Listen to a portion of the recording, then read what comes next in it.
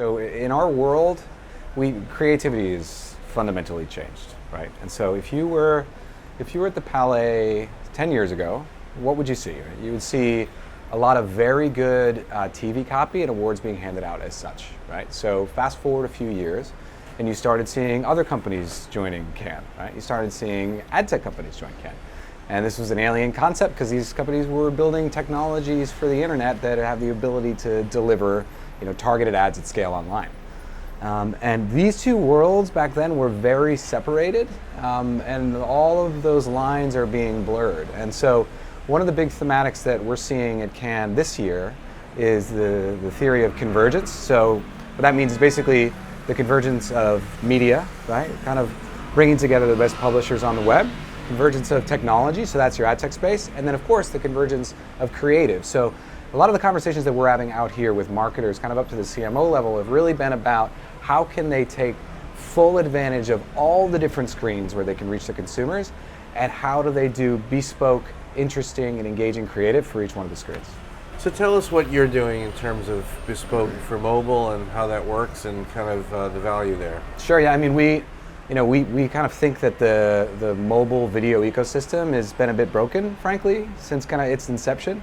And it's been broken because people have been taking standard 15 and 30-second television assets and distributing them to a mobile audience. So that doesn't really work. Why doesn't that work? Because one, screen size is slightly different. Two, the user attention span is significantly shorter.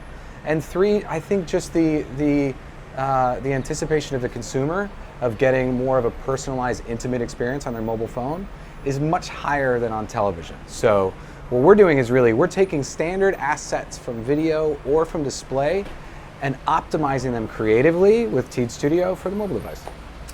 So tell us about the scope of your business and the customer base and how that's developing.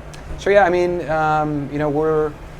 we had a good year last year, right? And you can kind of look that up. We announced our results. And this year we're on pace to grow again at about 40% year-on-year clip. So the trajectory of the Teads business right now isn't just staying strong, it's actually accelerating off a much larger base, which is exciting. And the types of advertisers we're working with, I mean, it's really about 82 out of the world's top 100 advertisers are live on the platform today. So it's very high quality in terms of the marketers that we're working with. And I mean, listen, we have one job, right, when we're bringing it out to the marketing community, and that's to drive value. That's to drive value with strong distribution, that's to drive value with very unique targeting capabilities, and that's to drive value with ultimately very good creative executions. And that's supposed to drive outcomes, right? That's great. And what are some of the conversations you're hearing at Cannes?